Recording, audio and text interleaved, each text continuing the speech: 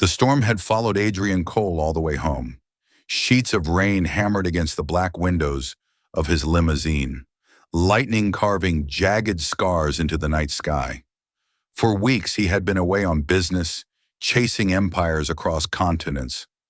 But tonight he returned unannounced, eager for the simple comfort of his two little daughters asleep in their beds. He imagined their laughter, the way they would run to him, the way their small hands would cling to his. What he found instead was a silence too heavy, too wrong, a silence that set his teeth on edge before he even opened the mansion doors. Inside, thunder cracked, and in that stuttering light he saw the truth. Celeste, his fiancée, the woman he trusted, the woman polished in diamonds and silk, stood with a basin of murky water in her hands. His daughters Amelia and Lila were huddled on the marble floor, their faces pale, their eyes wide with fear. Celeste tilted the bowl, her lips twisted in something between a smile and a sneer, and the water sloshed dangerously close to spilling. The scene was grotesque, surreal, like a nightmare painted over reality. Adrian froze, the betrayal searing through him hotter than the storm raging outside. He didn't speak, not yet. The storm outside roared, but inside a deadlier storm gathered. A man does not rise to wealth without learning patience, without mastering silence before the strike. He simply stood there, rain dripping from his shoulders, his gray eyes fixed on Celeste. She faltered under his gaze but did not drop the basin. And in that breathless pause, Adrian understood one thing with chilling clarity. This was no accident, no madness. This was a conspiracy, a trap waiting to unfold. What he didn't know yet was how deep it ran, or how much blood it would take to end it. Before we continue, please subscribe to this channel, turn on the notification bell, then you won't miss any single story from this channel. Like and share this story to your loved ones. That will be my greatest support and kindness of you. The night before the storm, the city glittered beneath the velvet hush of neon and polished glass towers, each window a square of secrets. Adrian Cole, billionaire, magnate, and widower, sat alone in the back of his limousine. The world believed him untouchable, a man who had woven empires out of threads of risk and vision. Yet tonight, as he scrolled through the photographs on his phone, it wasn't the skyscrapers or contracts that filled his mind. It was his daughters, Amelia, age 7, with her untamable curls and quiet, bookish eyes, and Lila, 5, fiery and curious, always tugging at her father's sleeve, with endless questions about why stars shone and why people lied. He had raised them with as much gentleness as his iron heart could muster since their mother's death, shielding them behind an army of caretakers, nannies, and security. And yet, despite his fortune, loneliness lingered at his heels like an unshakable shadow.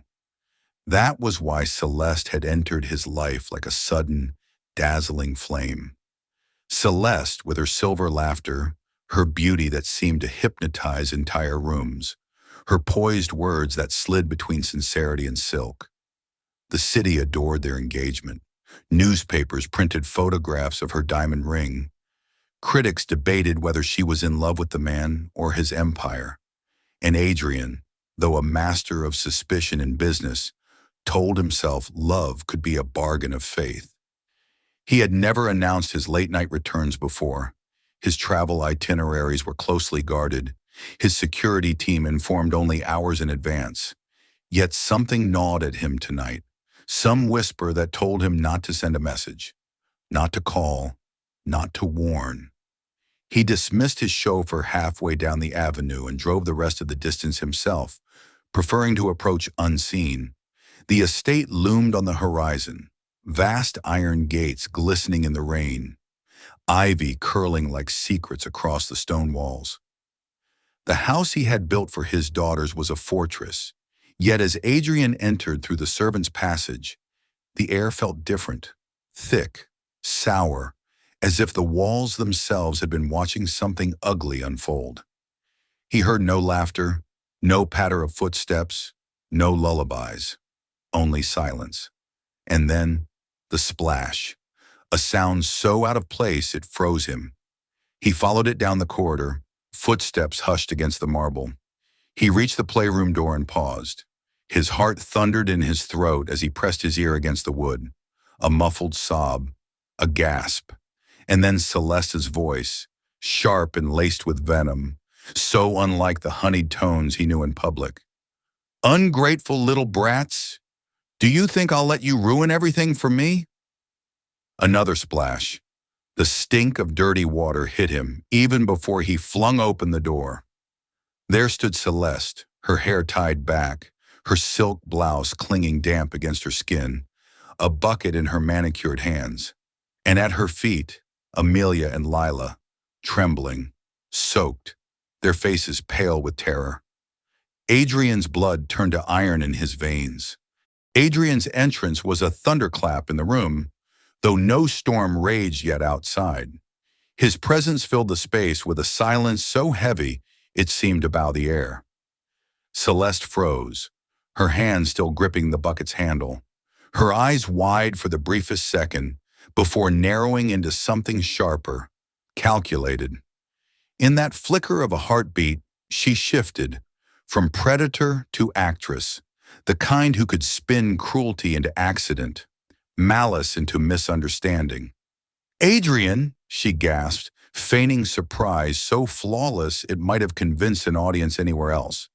The bucket slipped from her fingers, clattering against the tiles, sending the last murky drops across the girl's slippers. Oh God, I didn't know you'd returned." He said nothing. He only looked at Amelia and Lila, drenched and trembling, clinging to each other. His daughter's eyes met his, and in Amelia's gaze he saw not just fear, but a plea for him to believe what he had just seen, to not let Celeste weave her golden lies around the truth. "Explain," Adrian finally said, his voice quiet, the kind of quiet that made grown men at boardroom tables falter and fold. Celeste, without missing a beat, stepped forward, her face crumpling into tears. "They were playing," she said quickly. "They were filthy.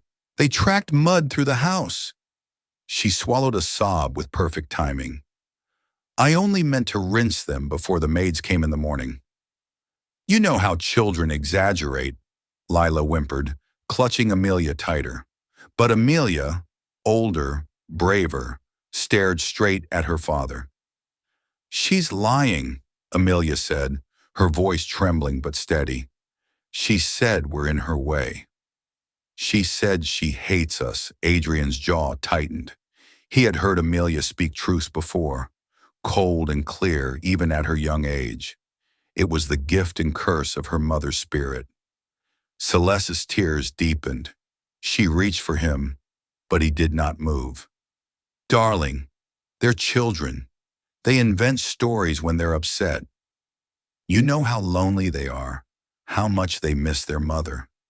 I've only ever tried to be what you needed, what they needed."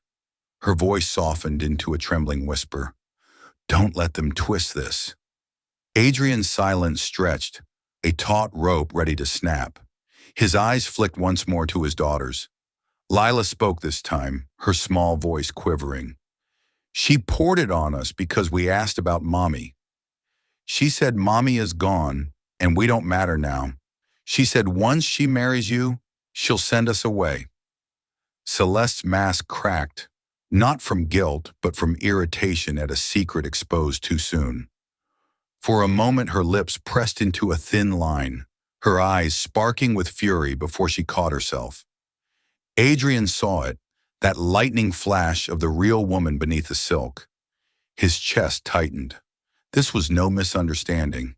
This was betrayal, sculpted and sharpened. Yet even as his anger surged, Celeste's cunning did not falter. She straightened, her tears vanishing as though they had never existed. And for the first time, she spoke plainly, without the disguise of sweetness. And if it were true, what then, Adrian? You think your billions by loyalty? By love? You parade your daughters like delicate ornaments, expecting anyone to cherish them simply because you command it. But they are obstacles, burdens. Do you not see it? Adrian's hand curled into a fist, but he did not strike her. He never had. Instead, he stepped closer, so close she had to tilt her chin to meet his stare. Say it again, he whispered, dangerous calm in every syllable. But Celeste, brazen now, smiled. Not the smile of a lover, but of a wolf revealing its teeth. I don't love them, and I don't love you. I love what you built.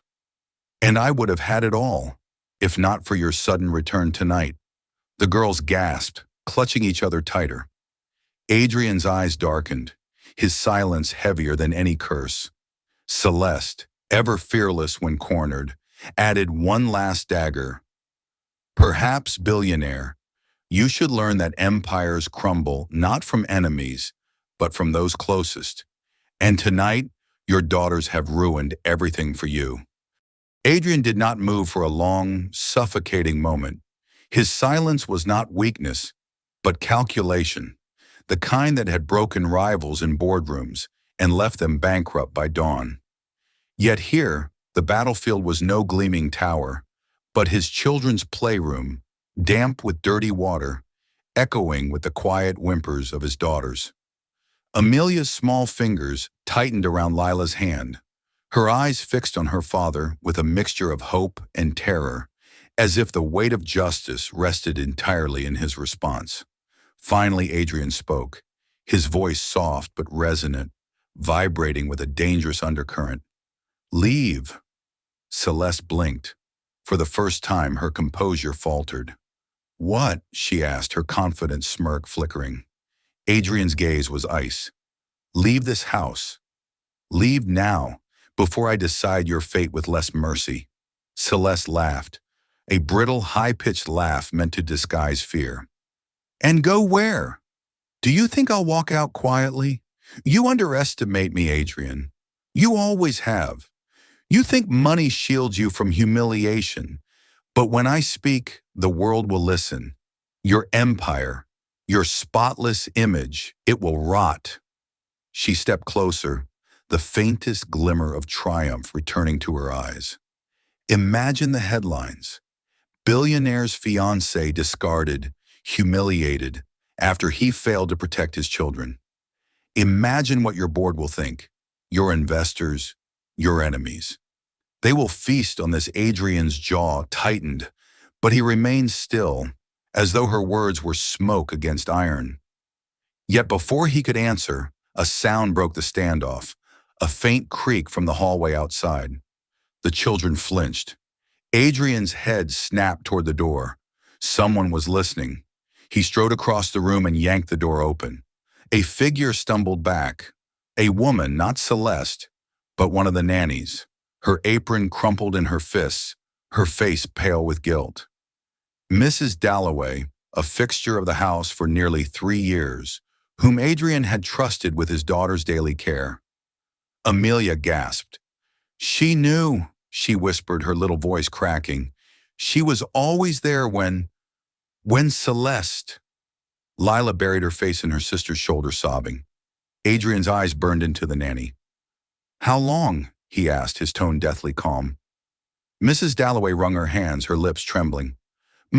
Mr. Cole, I never... She said if I spoke, I'd be ruined. She promised me money, security. Adrian cut her off with a single gesture. He did not need her excuses. Betrayal clung to her like a stench. Celeste's smile widened, shark-like. Did you think I worked alone, Adrian? Loyalty is bought, like everything else. Even those closest to your precious daughter saw the truth, that your wealth is a tide that pulls all into its current, and they chose to swim with me. The nanny collapsed to her knees, weeping, but Adrian's gaze never left Celeste. His silence was terrifying. He turned back to his daughters, kneeling so his eyes met theirs, his voice softening only for them. Go upstairs.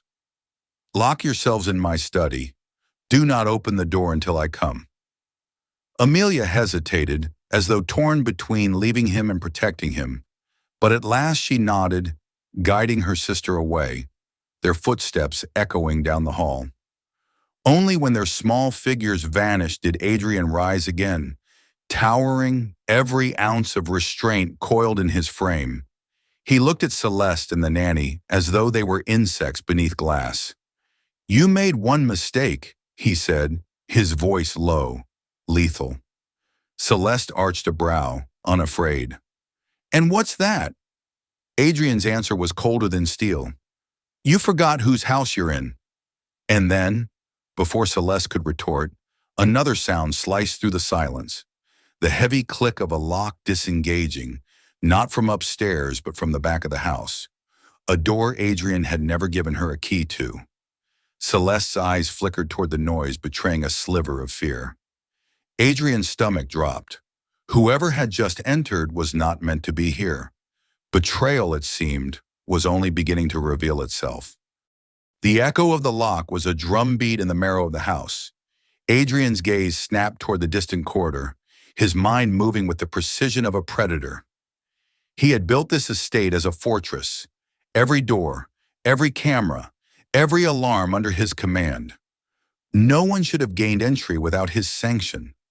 Celeste's lips curled at the corners, a serpentine smirk blooming like poison. "You hear it too, don't you?" she whispered, her voice like silk wrapped around steel. The nanny whimpered on the floor, clutching her apron as if it were a shield. But Celeste's confidence was unnerving, as if the sound had been no accident but a signal. Adrian stepped forward, every inch of his height an unspoken warning. "Who did you bring into my house?" His words were not shouted, but they carried the weight of a verdict. Celeste tilted her head, feigning innocence. "Why assume it was me? Perhaps you've grown so complacent that enemies creep through your gates like shadows." The footsteps came closer now, slow, deliberate, echoing against marble. Adrian's hand brushed against the inside pocket of his jacket, where a pistol often rested during travel. But tonight he had chosen to return home unarmed, unannounced. A rare error. A silhouette emerged from the gloom of the corridor, tall, broad-shouldered, the gleam of rain on his coat. Adrian's breath stilled, recognition dawning like ice across his spine. The man who stepped into the light was Marcus Hale, his former business partner, the one he had crushed 5 years ago in a ruthless acquisition that left Hale bankrupt, disgraced, exiled from the empire they had built together. But now Marcus stood resurrected, eyes sharp with a predator's hunger. "Adrian," Marcus said, his voice deep, steady, edged with malice. "It's been too long." Adrian did not flinch. His face betrayed nothing, though fury burned beneath the surface. "How did you get in here?" Marcus smiled faintly, glancing at Celeste, then at the trembling nanny. "Not all doors are locked to those who know where to knock. You always underestimated how loyalty shifts when gold changes hands." Celeste's smirk blossomed, her gaze flicking between the two men like a queen unveiling her court. "You see, Adrian, you were never the only one capable of building empires. Some of us prefer to inherit them whole." The revelation struck like a blade. Celeste had not merely sought his fortune. She had allied herself with the very man Adrian had once destroyed, binding vengeance and greed in a single knot.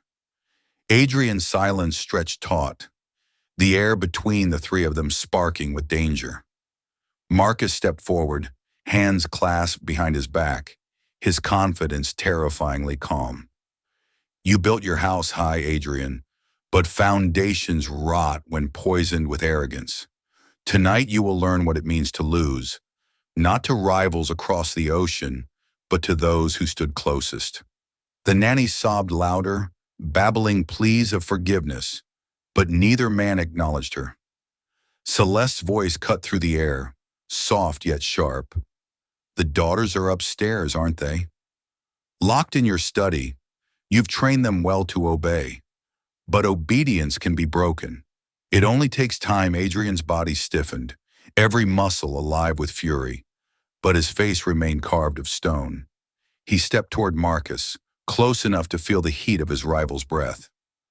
"If you touch them," Adrian whispered, low and venomous, "you will not live to see daylight." Marcus's smile widened, wolfish. "Then perhaps daylight will not come." The storm outside, long delayed, finally broke, rain hammering the windows, thunder rolling like the drums of war. The house trembled beneath it, as though sensing the clash to come.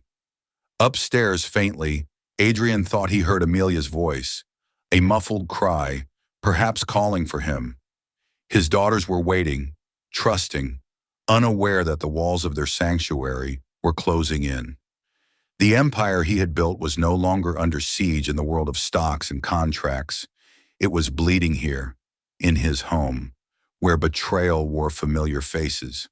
And as lightning split the sky, Adrian knew the battle for his legacy had only just begun. Adrian did not waste words. He had learned long ago that silence could be sharper than blades, and in silence, enemies often revealed themselves faster. Marcus shifted, almost impatient beneath that calm facade, and Celeste filled the void with her voice, her poison spun into velvet. "You see, Adrian," she said, moving closer to Marcus as though declaring allegiance with her very steps. "The world adores stories of great men falling, and what better tale than the mighty Adrian Cole, undone not by markets or enemies abroad, but by his own household? By love he thought he could trust, by children too fragile to defend themselves." Her eyes gleamed, cruelly triumphant, as she added, "By me." Adrian's expression did not change, though something colder than rage flickered in his gaze. He turned to Marcus at last. "You always needed someone to fight your battles," he said, his voice quiet, measured. "First it was me building the empire while you smiled for photographs. Now it's her. Has betrayal taught you nothing, Marcus? Whoever allies with a snake will one day feel its fangs." Celeste laughed, the sound bright and terrible against the storm's backdrop. "Oh, Adrian, always so sure you're the cleverest in the room. Do you really think you can frighten us with riddles? You have no weapon, no men, no plan. You are alone in this house with us, and upstairs your daughters cry behind a locked door that won't hold forever." Marcus's eyes narrowed. "This isn't a boardroom, Cole. There are no shareholders here to save you. Tonight you pay your debt." Adrian tilted his head, studying them. Then without warning he smiled. It was a small smile, sharp and unsettling, a glimpse of the man who had bankrupted nations without raising his voice. "You've already lost," he murmured. Marcus's brow furrowed. Celeste scoffed. "Delusion won't save you." Adrian's voice dropped lower, intimate and lethal. "Because you've mistaken this house for mine. But it isn't mine. It's theirs. My daughters. Every brick, every stone, every corridor has been shaped by their footsteps. They know the halls, the secret stairwells, the passages you'll never find. You think they're weak because they are small, but you've just given them the only gift they needed, reason to fight." The words seemed almost absurd, a father's desperate bluff. But even as he spoke, a faint thud echoed from upstairs. Then another. Celeste froze. Marcus turned his head sharply. Adrian's smile deepened. "You see," he continued, "you thought I raised them to be delicate. But grief forged them. Silence taught them. And I taught them never to wait for rescue." Upstairs, the sound grew clearer. Amelia's voice, issuing calm instructions, Lila's lighter footsteps darting quickly. Something was being dragged. Furniture, perhaps. A barricade forming. Marcus snarled, taking a step toward the staircase, but Adrian blocked him, his frame imposing, his stare unyielding. "Touch those stairs," Adrian warned, "and you won't take another breath." Celeste hissed, fury boiling in her eyes. They're children. They can't stop us. Adrian leaned forward, his whisper sharper than thunder. Try them. For the first time, Marcus hesitated, not from fear of the girls, but from the man before him, the strange calm radiating from Adrian, as though he knew something the others did not. Celeste, frustrated, rounded on Marcus. He's bluffing. He has nothing. Go. But Marcus hesitated again, his instincts prickling. Adrian's empire had not been built on strength alone, but on secrets, layers of strategy, contingencies hidden beneath contingencies. What if the house itself was rigged? What if, in his arrogance, he had underestimated Adrian one last time? The thunder roared louder, rattling the windows. Celeste's hand twitched, as though she might bolt for the stairs herself. But Adrian's eyes locked onto hers, unflinching, daring. Go on, he whispered. Climb. See what waits for you. Upstairs, the storm outside became a drumbeat for the war unfolding within.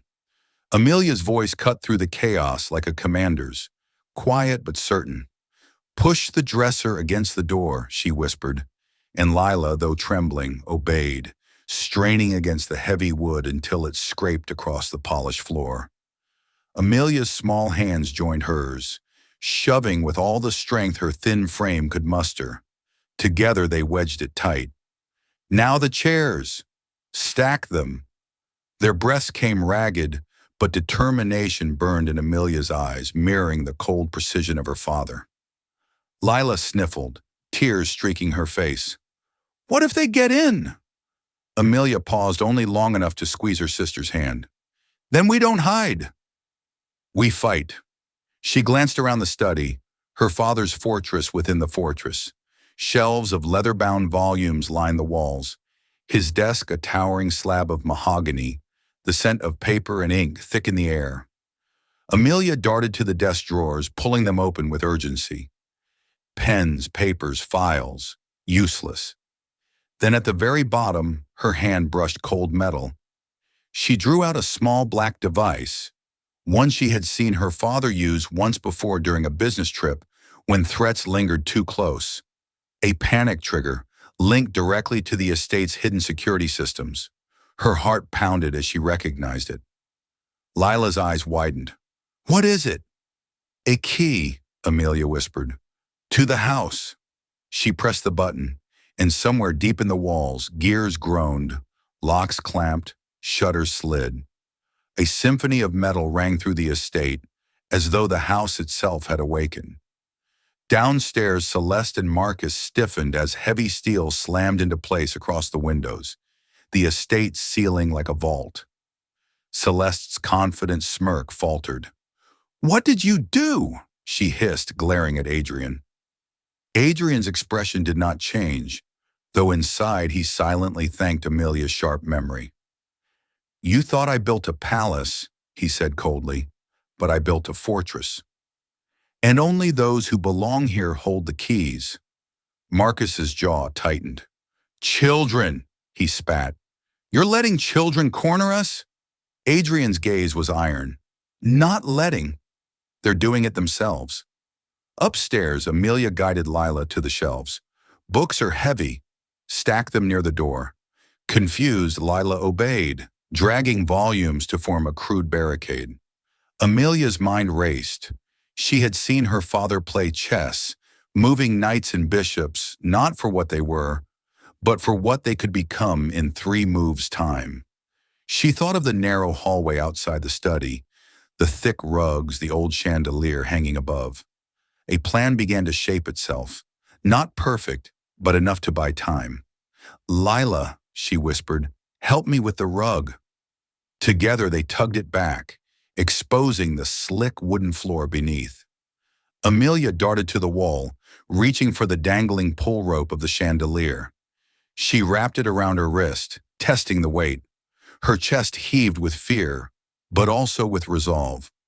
When they come, we let it fall, she said. Lila's eyes widened, but she nodded, her small hands trembling with courage. Downstairs, Marcus moved toward the staircase, anger flaring in his stride. But Adrian blocked him again. "Step aside," Marcus growled. Adrian's lips curved into that cold smile once more. "Go ahead," he said softly. "But if you climb those stairs, you climb into their hands, not mine." Celeste scoffed, though unease rippled beneath her defiance. "They're children," she repeated, though this time it sounded less like conviction and more like prayer.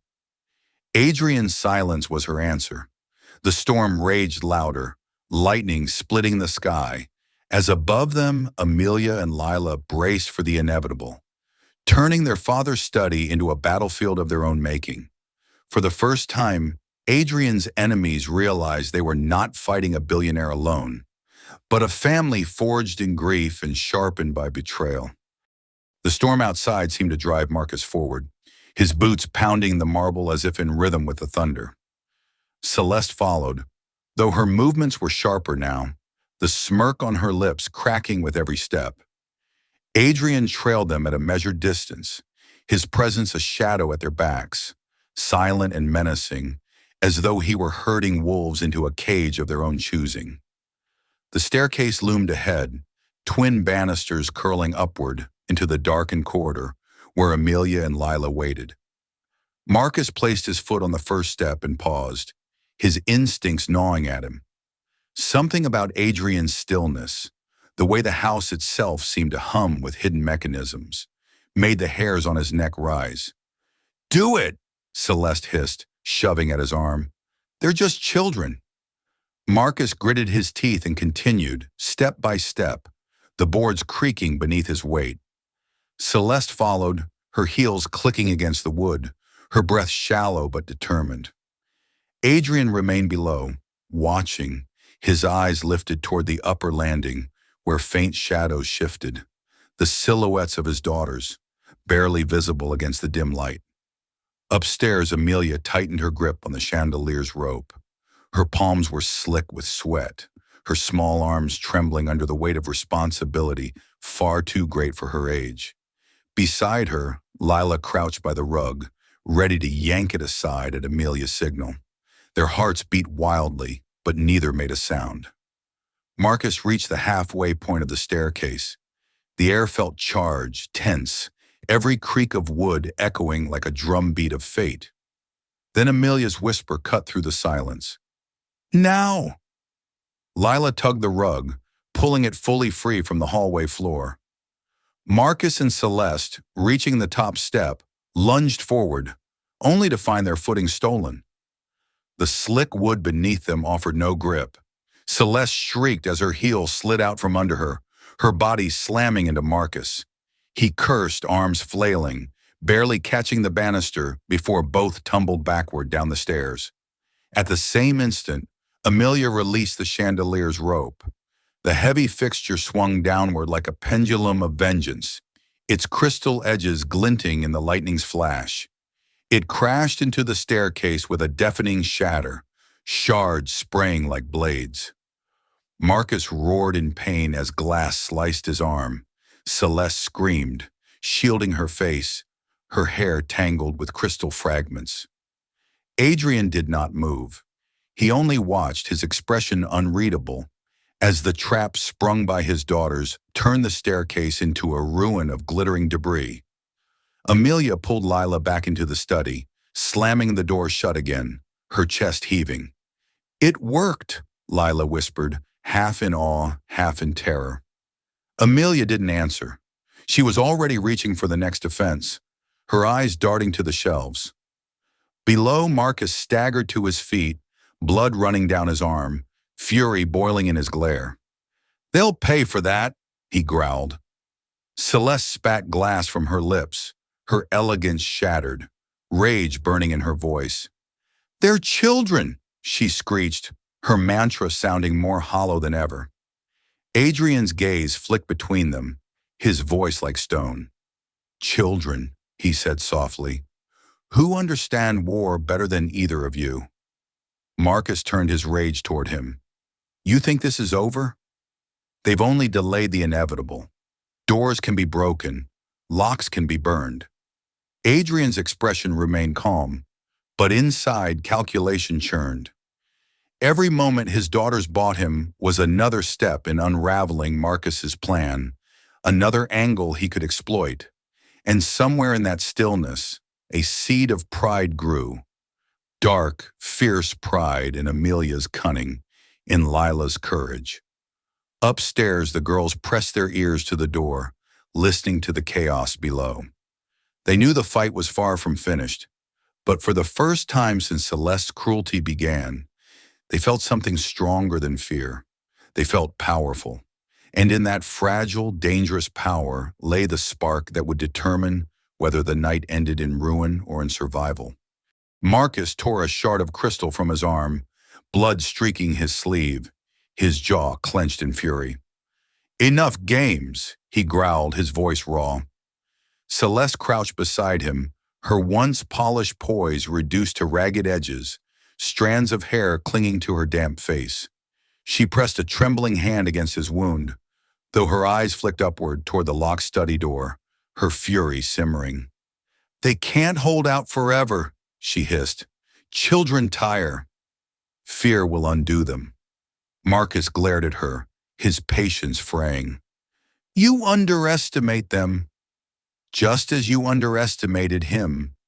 His gaze shifted to Adrian, who stood at the foot of the ruined staircase, calm as a judge awaiting the end of a trial.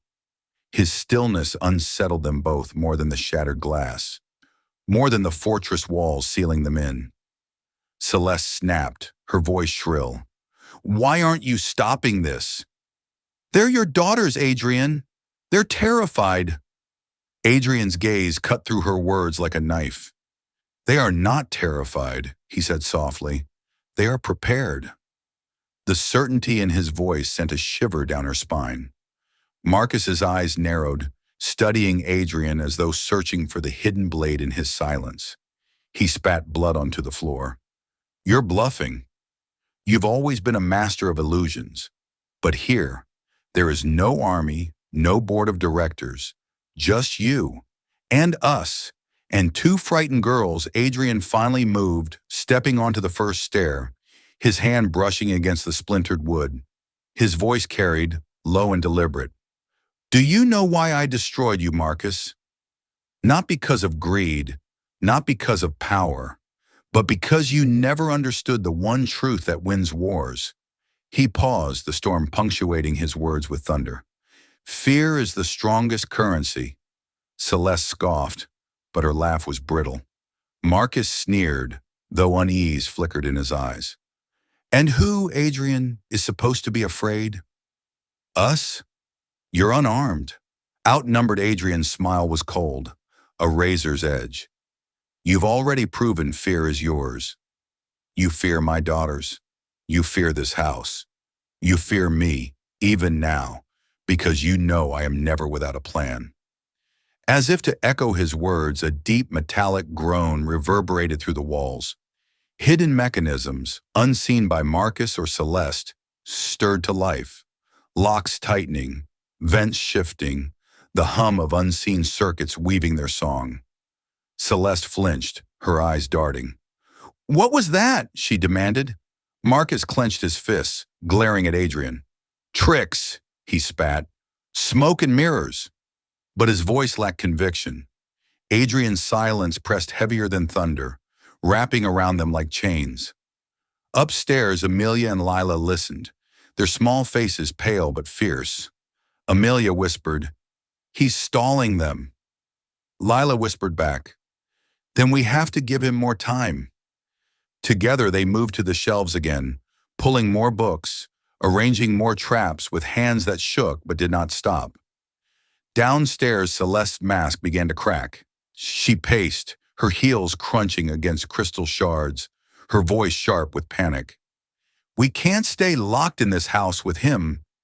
We need control. We need leverage." Her eyes snapped toward Adrian, blazing with sudden inspiration. "The girls!" Marcus stiffened, following her gaze.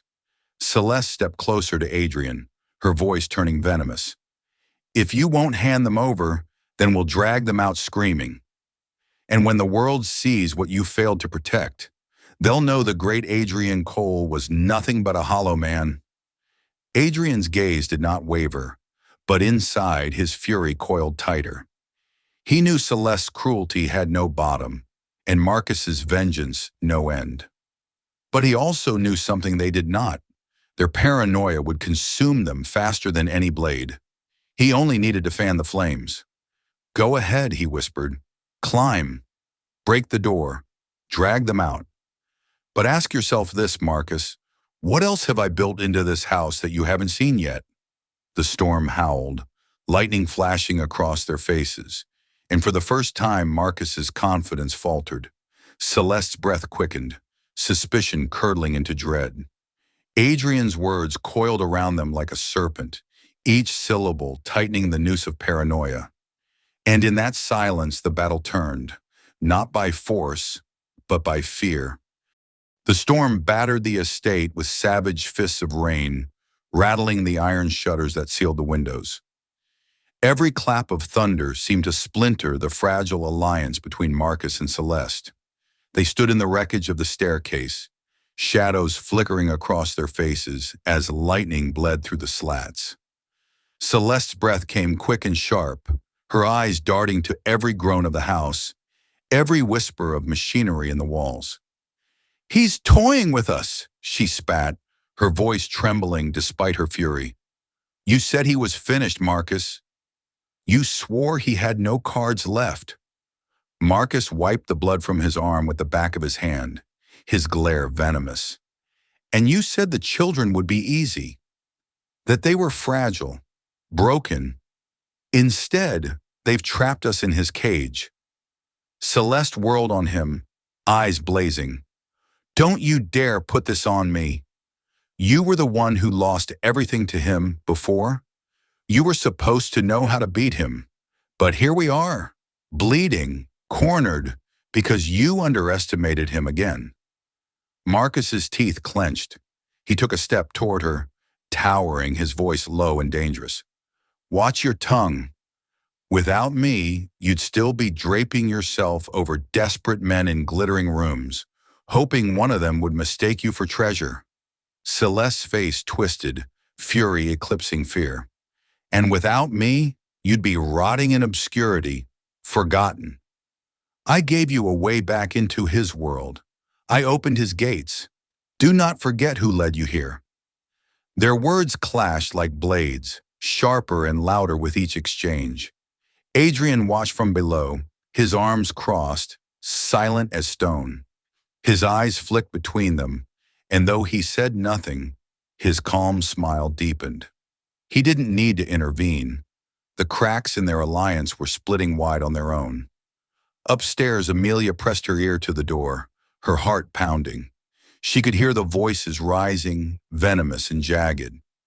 "They're fighting," she whispered. Lila clutched her hand, eyes wide. "Good. Maybe they'll hurt each other." Amelia nodded, but her face remained serious. "We can't count on that. We need to be ready if one of them gets through." She glanced at the barricade, the books piled high, the chandelier shards glinting faintly in the hall. Their traps were crude, but they had teeth, and teeth could bite if placed well. Below, Marcus and Celeste edged closer, their faces inches apart, words dripping with venom. "You think you'll get his empire," Marcus sneered. "You're nothing but a parasite. He would never have given you control." Celeste's laughter was cold, bitter. "And you think he'd have given it back to you?" "No, Marcus. When he fell, it was to be mine. You were only ever the hammer I used to crack him open." Marcus's fury exploded. His hand shot out, gripping her wrist with bruising force. "Careful," he growled. "I've broken better liars than you." Celeste hissed, her free hand darting to her side, where a shard of crystal still glimmered from the shattered chandelier. She pressed it against his throat, her eyes blazing. "And I've cut down stronger men than you." Adrian's smile widened ever so slightly. The empire he had built was forged on patience, on watching rivals devour themselves, while he remained untouched. Now in his own house, the same dance unfolded, an empire of betrayal collapsing inward, tearing itself apart. The storm roared louder, as though applauding the spectacle. Upstairs, Amelia whispered, "They're breaking." Lila squeezed her hand tighter. "Then we'll break them more." The house stood silent except for the storm, the rattling shutters and the venomous breath of two conspirators tearing at each other. Adrian did not move, did not speak. He only watched, waiting for the inevitable moment when their fragile alliance shattered completely, and the true reckoning could begin. The storm reached its zenith, rain pounding like war drums on the roof, lightning clawing at the iron sky. Inside, the estate became a crucible. Marcus's hand still gripped Celeste's wrist, the crystal shard trembling at his throat. Both conspirators locked in a dance of betrayal, their eyes burned with venom, their alliance crumbling with every heartbeat. Adrian ascended the staircase slowly, each step deliberate, the weight of inevitability in his stride. His voice, low and measured, sliced through their snarling silence. "I don't have to lift a hand," he murmured, "because you're already tearing each other apart. But make no mistake, neither of you leaves this house." Celeste wrenched free from Marcus, shoving him back with a feral snarl. "Don't listen to him," she hissed. "He's bluffing, just like always. Take the girls and everything he owns is ours." Marcus wiped blood from his arm, his gaze flicking between Adrian's calm stare and Celeste's desperation. The seeds of doubt had already rooted too deep. "Yours?" he sneered. "You'd cut me down the moment you had the chance." Celeste's lips curled. "Better me than him." Adrian watched, silent, as Marcus lunged. Celeste slashed upward with the shard, slicing his cheek, but Marcus's fist crashed into her ribs, driving the air from her lungs. She crumpled to the floor with a gasp. He loomed over her, raising his hand for the final blow, when the study door upstairs burst open. Amelia and Lila stood framed in the light, their small figures rigid, their eyes blazing with a courage far older than their years. Amelia held the black panic trigger in her hand like a scepter. "Now!" she whispered. The house obeyed. From the walls erupted the hidden defenses Adrian had long concealed, steel shutters slamming tighter, locks snapping into place, floodlights exploding across the stairwell, blinding Marcus and Celeste. A siren wailed, low and primal, shaking the air. Marcus staggered, shielding his eyes. Celeste screamed, scrambling to her feet, but the girls did not cower. Amelia hurled the panic device down the stairs. It struck the floor and split, releasing a piercing alarm that echoed like judgment. At that same instant, Lila tipped over a stack of books she and Amelia had prepared, sending them cascading down the stairs in an avalanche of leather and paper. Marcus lost his footing, tumbling backward, crashing onto the shards of the fallen chandelier. He roared, thrashing, glass carving into his flesh. Celeste scrambled toward him, but Amelia's voice rang out sharp as her father's. "Stay down!" Celeste froze, stunned by the command in a child's tone. Adrian stepped past them both, his shadow falling long across the ruin. He looked down at Marcus, broken and bleeding, and Celeste, trembling and furious. And for a moment the storm seemed to bow to his silence. "You thought you'd steal my empire," he said softly. "But my empire is not built of glass and steel. It is built of blood, of daughters who will never be broken, and of a legacy you will never touch." Celeste spat blood, her voice raw. "You can't kill us. The world will know." Adrian's eyes turned colder than the storm. "The world will only know what I choose to show them." Amelia and Lila descended the stairs slowly, their small hands clasped, their faces pale but unflinching. They stopped beside their father, their eyes fixed on the fallen conspirators. Adrian looked at them, then back at Marcus and Celeste. Decide, he told his daughters, his voice like iron. What becomes of those who tried to break you? Silence hung heavy. Lila's lip trembled, but Amelia squeezed her hand, her gaze steady. They don't leave, Amelia said. Her voice held no hesitation. Adrian nodded once. That was enough. Marcus tried to rise, blood streaking his face, but Adrian's boot pressed him back down, crushing his chest. Celeste lunged, shrieking, but Amelia kicked the crystal shard from her hand. It clattered across the marble, useless. The girls stood side by side, watching without tears as Adrian finished it. Quick, ruthless, without mercy. The storm outside swallowed their screams, lightning erasing the evidence, thunder sealing the night. When it was over, the house was silent again, save for the rain. Adrian wiped the blood from his hands, his gaze turning to his daughters. They looked back at him, shaken but unbroken, the fire of survival burning in their young eyes. He knelt, pulling them into his arms, his voice low, unshakable. You are Cole's. Remember this night, not as fear, but as proof. No one can destroy what is ours. Amelia buried her face in his shoulder. Lila clutched his sleeve, and together they stood as the storm began to break.